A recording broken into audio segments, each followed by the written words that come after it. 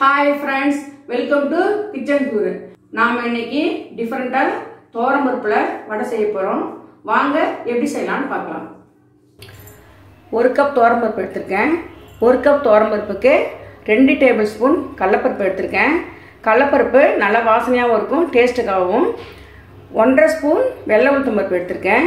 இந்த 3 பருப்பையும் நல்லா அலசிட்டு 2 மணி நேரம் தண்ணியில ஊற வச்சு எடுத்துக்கோங்க. நான் உங்களுக்கு சொன்ன ரேஷியோவில் 2 மணி நேரம் ஊற வச்சு எடுத்து வச்சுருக்கேன். இந்த ஊற வச்சு தண்ணி நல்லா வடிகட்டி எடுத்துக்கோங்க. இந்த பருப்பில் நம்ம கொஞ்சம் எடுத்து வச்சுக்க போகிறோம்.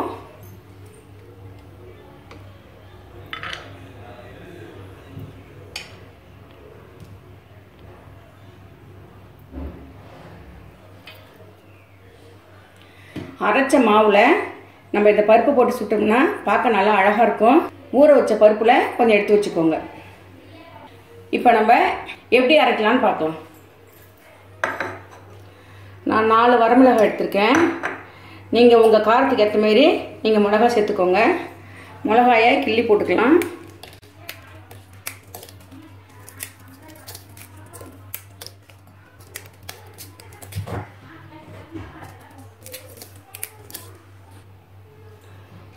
ஒரு டேபிள் ஸ்பூன் கொத்தமல்லி, பெருங்காய பவுடர், ஒரு துண்டு இஞ்சி,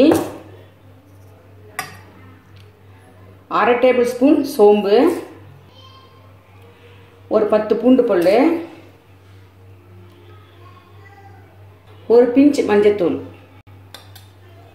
தேவையான அளவு உப்பு.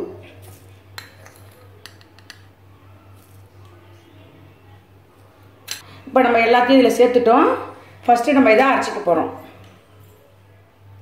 இப்போ நல்லா மிளகா மல்லியெல்லாம் மஞ்சிருச்சு. இப்போ நம்ம பருப்பை சேர்த்துக்கலாம்.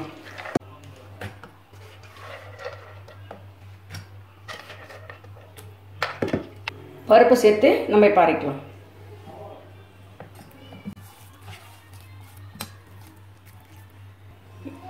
இதை போல் கொஞ்சம் குறவரப்பாக அரைச்சிக்கோங்க. மாவு அரைச்சாச்சு. ஊற வச்சு எடுத்து வச்ச பருப்பு, பொடியாக நறுக்கின பச்சை மிளகா 1, பொடியாக நறுக்கின கொத்தமல்லி, கருவேப்பிலை நல்லா கலந்து விட்டுக்கோங்க.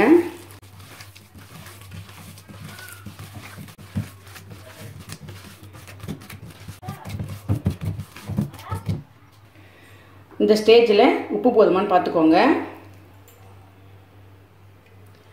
பொடியாக கட் பண்ண வெங்காயம் நம்ம இதையும் போட்டு கலந்துக்கலாம்.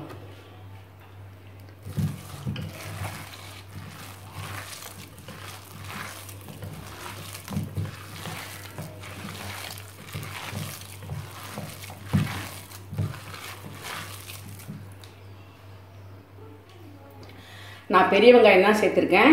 நீங்கள் சின்ன வெங்காயம் இருந்தால் சேர்த்துக்கோங்க, ரொம்ப டேஸ்ட்டாக இருக்கும். மாவு இப்போ ரெடி ஆகிடுச்சு.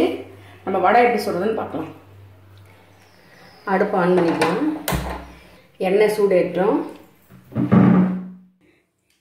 எண்ணெய் சூடேறிடுச்சு.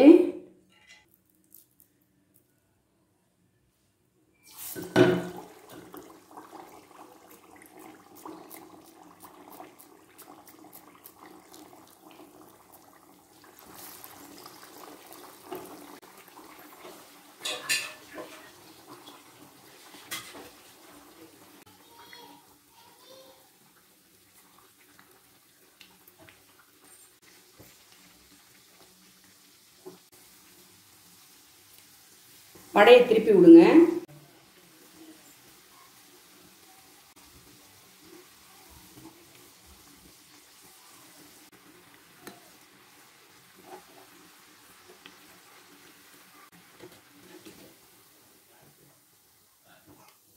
வடை கலர் மாறிடுச்சு.